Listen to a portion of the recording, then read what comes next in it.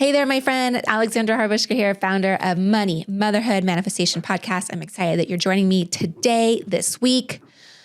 I want to talk about hustle culture and basically how hustle culture can kill your manifestation power.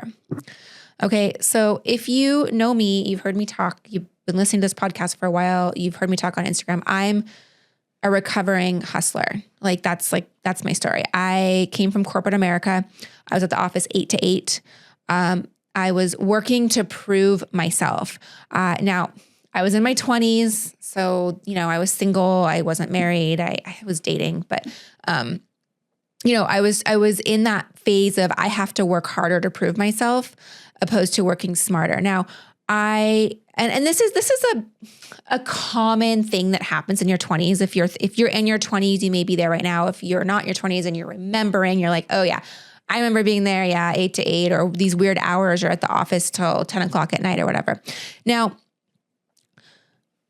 I'm still a fan of the early bird gets the worm. I'm still a fan of, putting your best foot forward. I'm still a fan of a little bit of stress, a little bit of hustle.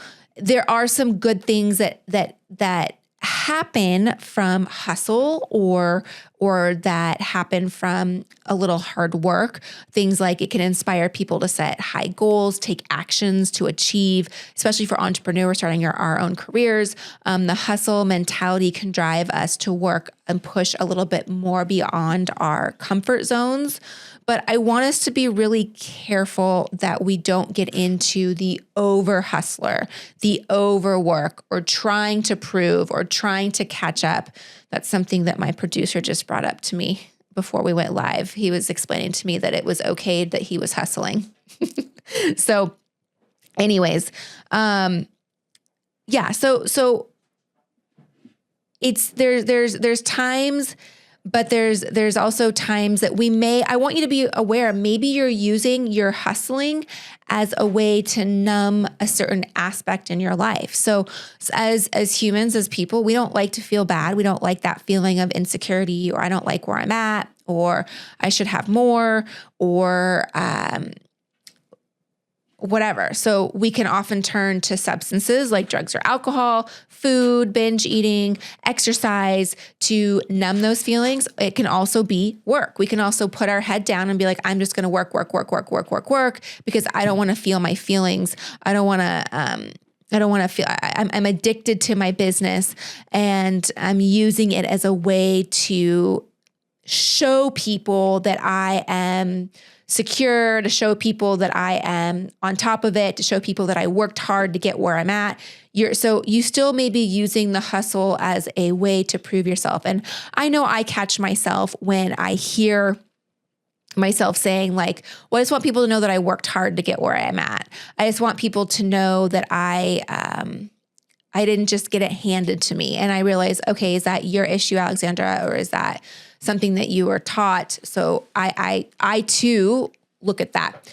Now, specifically for women, I want to talk to us because we a lot of times are operating from the wounded feminine energy. And that's something I talked about in an earlier podcast. I have other podcasts where I go into more depth about feminine and masculine energies. But just to recap, so you don't have to go back and listen to it. I mean, please go back and listen to it if this is really talking to you. But wounded feminine is an unhealthy or distorted expression of the feminine energy. Instead of embodying qualities like intuition, nurturing, and creativity, the wounded feminine is displaying traits of fear, manipulation, self-doubt, emotionally unstable. So how are we running our business? Are we running it from the hustle vibes? Are we running it from the manipulation? Are we running it from fear? Are we running it from self-doubt? Or are we running it from qualities like I have intuition, I have nurturing, I'm in this creative state, I'm able to be where I'm at? Some examples that I see a lot, specifically in women as well, where we can see where we're not running our business and we're killing our manifestations and we're operating from this hustle culture, is when we are not setting up boundaries. We're not saying no. we're just like, we don't set up our day. It's like, oh, I got to make lunch for my kid and I got to go to the school PTA meeting, and I was supposed to get this email out, and but I sat down and I got lost and I was searching the web, and what about this? I needed to empty the dishwasher, or I needed to put this on. I want you to know that it's okay to say no. Okay. That when we are able to step into our own power and say, like, I'm out of this hustle, I'm going to say no to this because it's not going to serve all the areas of my life. Doing less, a lot of times you'll see more results. Like, I personally in my life just had to say no to something. I had to say no to another podcast that I have committed to because I am in my last month of pregnancy. And I was like, oh my gosh, I'm in my last month. I'm going to have another little baby right here. And I need to say no in order to rest more. I need to say no to take care of myself. I need to say no to get out of the hustle culture. As hard as it is, and as hard as you may not want to, you have to prioritize yourself. And you need to prioritize what is going to potentially move your business forward. The next thing that is really important that I feel crucial, and I keep talking about, I think I talk about this in every single episode, is our nervous system, keeping it regulated, getting out of our fight or flight, getting into the relaxed state.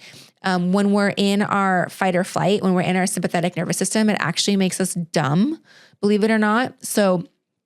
And it's there for a reason. It makes you dumb for a reason. All the blood rushes from your brain into your legs, into your muscles, so that you can run. Like, that's you can run from the tiger. You can run from the car that is going to, when you're crossing the road and you see a car coming at you, you can run from stranger danger.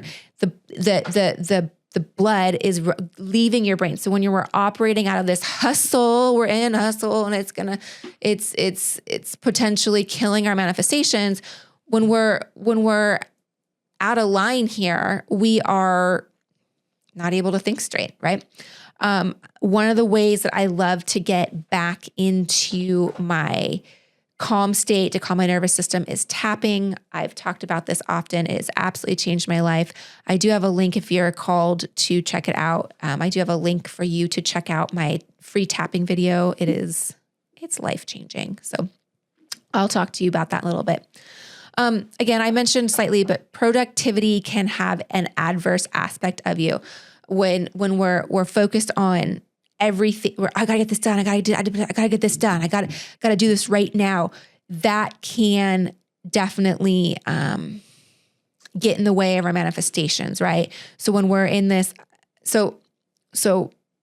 when we're in this, how do I put this? Before I was a mom, I was like, I have to get this done. I have to get this done today. I said, I'd get this done. I'm going to get it done right now.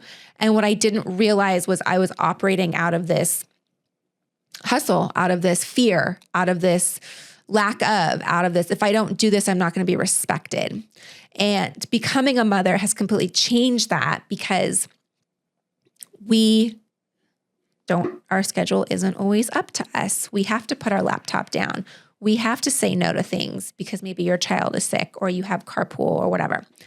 All right. So to give you an idea of ways, I want you to prioritize your day. I want you to start to say no to things.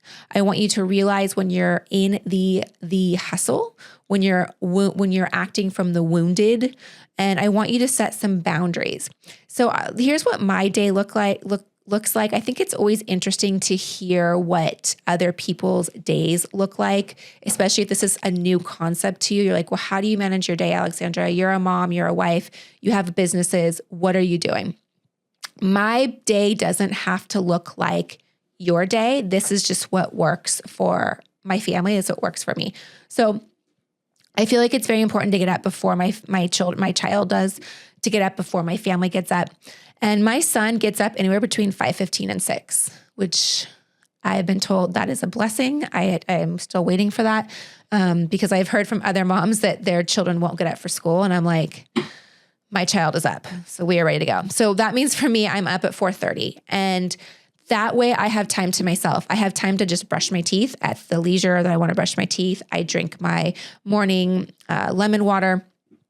And I have my personal time. I like to be proactive with my day, not reactive. When I'm in a reactive state, my wounded feminine kicks in. I'm resentful. that I didn't get the chance to just even like sit and drink my tea to myself, right? I'm in the mommy, can I have blueberries? Mommy will, and I love getting my son blueberries. I love cuddling with my son in the morning, but there's times that I just want it for myself, right? Just that little bit. I like to go for a walk in the morning. It's a 3-mile walk. And when I do that, the reason why I like it is I'm alone. I listen to podcasts or I listen to ebooks. It's something that's just for myself.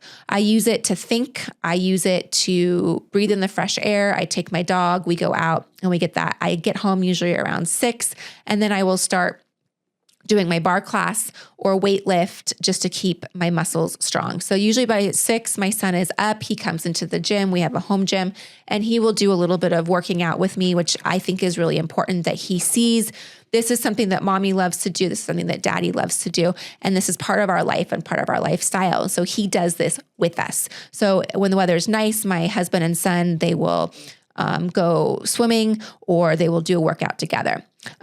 Something that's very, very, very important to me and a non-negotiable to me is journaling. I like to journal for 10 minutes every single day. I put on meditation music, and I thank God every single day for the miracles in my life. I also journal as if my manifestations have already happened. So I thank God for the things that I am manifesting, and I thank Him that they have showed up. And that is very important, and that sets my time. Now, I become a full-time mom at 6:45. My mom hours are 6:45. What that means is I don't have my phone on until 6:45 or 7 a.m. It's on airplane mode. I'm not scrolling through Instagram. I'm not looking at my emails. I'm not looking at text messages. I am focused 100% on myself and making sure that I am filled up. When I am filled up before I start to fill up my family. And that's something that may seem kind of challenging to people. Like, what do you mean you don't look at your phone? Well, how do you know? What if something's going on? Now, if I'm home alone and like my husband's not home, yeah, then I turn my phone on for emergency purposes. But my husband's home, I'm home, and we're home with our child. Like, I don't need my phone to be on. There's no reason to contact me. Now, my family and I, we have breakfast together from 7 to 7:45. And then we get our son to school. Sometimes my husband takes him. Sometimes I take him. My workday starts around 9 a.m. Okay. So this is something, my most productive hours are 9 to noon-ish.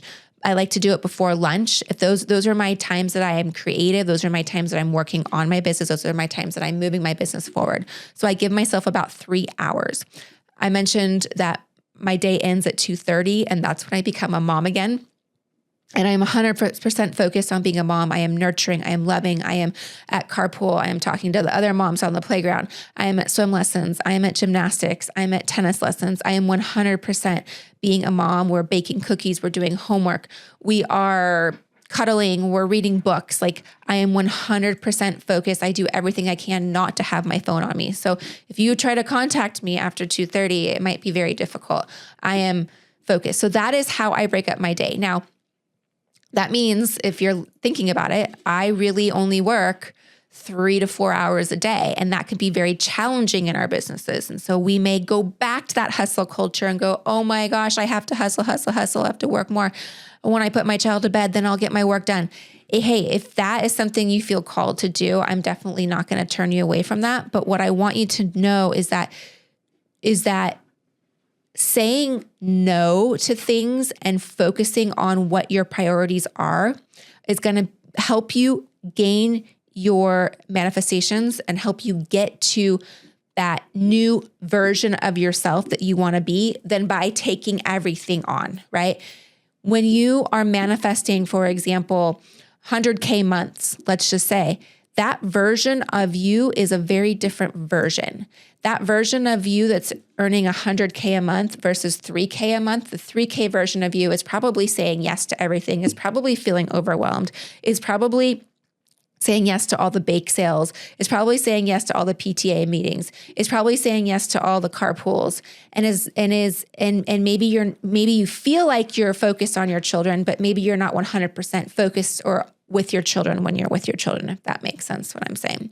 So your day may not look like mine, but again, if we are drinking from the fire hose every single day of all these things coming into our lives, especially as moms, it is going to have a setback on our manifestations. It's going to have a setback for what we're trying to get to. So earlier I talked about tapping, how it's changed my life, how it's something that I use daily. I use it daily to help my son go to sleep. He is definitely riled up. I do everything I can to calm him down. I even put magnesium on the bottom of his feet, but I will use tapping on him to help calm him down. And that usually puts him right to sleep. You don't have to use it for sleep. You can use it for other things. I do have a free video that you can check out, and it's going to be tapping into one of the biggest limiting beliefs that holds us back from earning the income or having wealth come into our life. And that limiting belief is, I wasn't born wealthy, so I'm never going to be wealthy. I hear that time and time again. I wasn't born into this, so I don't know how to be wealthy. Or I wasn't born wealthy, so I wasn't born with a little extra step or a little extra support. That's one of the biggest things that holds people back. So I want to help you tap into that, remove that belief, and then put new beliefs in that will allow you to start going. Because we'll all get into this, and our subconscious really throws, that's a whole other episode, but our subconscious throws so much into our beliefs. You may be doing everything you may be manifesting using all the hacks, but if your subconscious belief is like, yeah, but you weren't born rich, Alexandra, so therefore you will never be rich, you don't realize that little belief there is going to hold you back, or it's going to be a lot harder, or you might get some money and then you lose it or whatever. So anyways, I have that linked for you. It's a great little course, a great little video. I will see you soon in the next episode. And maybe I'll see you at 4:30 in the morning. Who knows? All right. Bye, my friend. Hey there. Okay, don't go away. I have a free gift for you. So if you are like me when you started manifestation and you're like, what is the best way for me personally to go about manifesting my dreams, my goals, and things like that? So I created a free quiz that will help you determine your manifestor type, okay? And here's the best part about it, is this free resource will give specific manifestation practice tools for you that you can start using every single day. And plus, there's a bonus, is you get 30 days worth of journal prompts for your specific manifestation type. So I have it for you below. Go check it out. It's free. The quiz is fun. It's in the description. Go take your quiz.